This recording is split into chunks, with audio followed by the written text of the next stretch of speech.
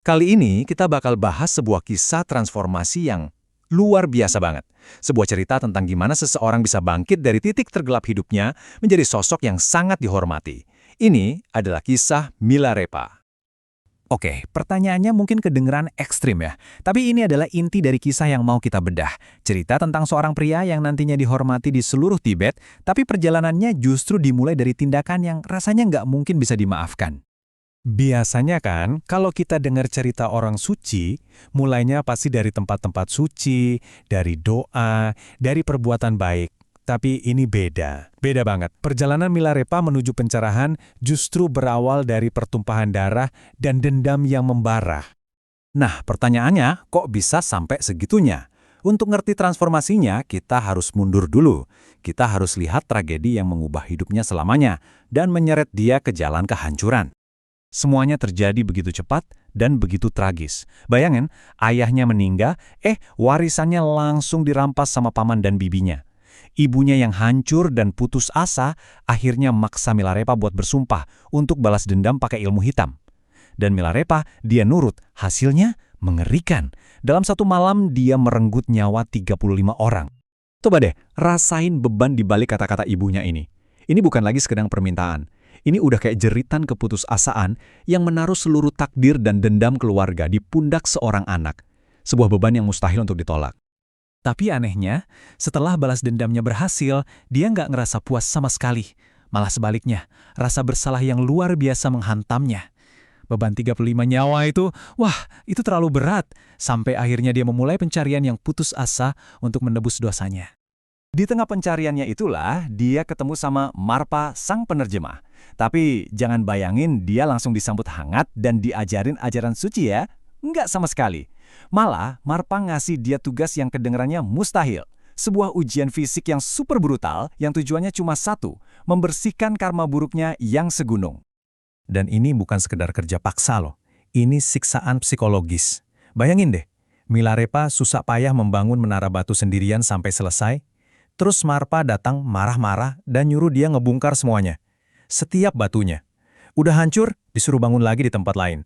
Dan siklus gila ini terus berulang tanpa henti. Ujian ini benar-benar mendorong dia sampai ke batas kemanusiaannya. Punggungnya sampai luka-luka dan bernanah karena terus-terusan mengangkut batu. Tubuhnya remuk, jiwanya hancur. Dia benar-benar putus asa. Saking putus asanya, dia sampai kepikiran buat bunuh diri. Kematian terasa jauh lebih baik daripada siksaan ini. Dan pas banget di saat dia udah di ujung tanduk keputusasaan, siksaan itu berhenti. Marpa akhirnya ngungkapin tujuannya. Semua perlakuan keras itu ternyata adalah satu-satunya cara semacam belas kasih yang kejam untuk membersihkan dosa Milarepa yang begitu besar. Nah, barulah setelah itu, pintu ajaran yang sejati akhirnya dibukakan untuknya. Ujian fisiknya mungkin selesai, tapi ujian batinnya justru baru aja dimulai. Milarepa meninggalkan dunia ramai sepenuhnya. Sisa hidupnya dia habiskan sendirian, bermeditasi di tempat-tempat paling terpencil dan paling gak ramai yang bisa dia temukan.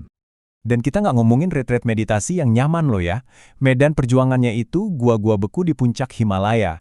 Bertahun-tahun dia hidup cuma dengan makan daun jelatang, sampai badannya kurus kering dan warnanya jadi kehijauan. Dia mendorong tubuh dan pikirannya jauh melampaui batas ketahanan manusia, semua demi satu tujuan, pencerahan. Latihan yang super intens itu akhirnya membuahkan hasil yang, di luar nalar kita. Tapi ini bukan lagi ilmu sihir hitam buat menghancurkan. Ini adalah penguasaan sejati atas pikiran dan realitas. Kemampuan kayak menghasilkan panas dari dalam tubuh untuk bertahan dari dinginnya salju atau bahkan terbang, semua itu bukan dilihat sebagai trik sulap, tapi sebagai manifestasi fisik dari pencerahan batin yang udah dia capai. Oke, ceritanya kan terjadi udah lama banget, hampir 1000 tahun yang lalu. Terus, kenapa kita masih ngomongin ini sekarang? Apa sih yang ngebuat warisan Milarepa ini begitu abadi dan terus menginspirasi jutaan orang sampai hari ini? Ceritanya tuh kayak nunjukin ada dua jalan yang beda banget. Di satu sisi, ada jalan duniawi. Jalan yang mungkin kita semua kenal. Ngejar harta, ngejar nama, ngejar kesenangan sesaat. Terus di sisi lain, ada jalan radikalnya Milarepa. Ngelepasin itu semua, demi sesuatu yang dia yakini jauh lebih berharga dan abadi. Dan mungkin inilah warisan terbesarnya. Kisah dan lagu-lagu Milarepa jadi bukti hidup bahwa nggak ada masa lalu yang terlalu kelam atau dosa yang terlalu besar untuk ditebus. Jalan menuju pencerahan, menurut kisahnya, selalu terbuka. transformasi radikal itu benar-benar mungkin bagi siapa saja. Jadi, kisah Milarepa ini ninggalin kita sama satu pertanyaan besar. Kalau seorang pemburu massal aja bisa bertransformasi jadi orang suci, lalu batasan apa sih yang sebenarnya kita miliki? Transformasi luar biasa apa yang mungkin menanti dalam hidup kita masing-masing?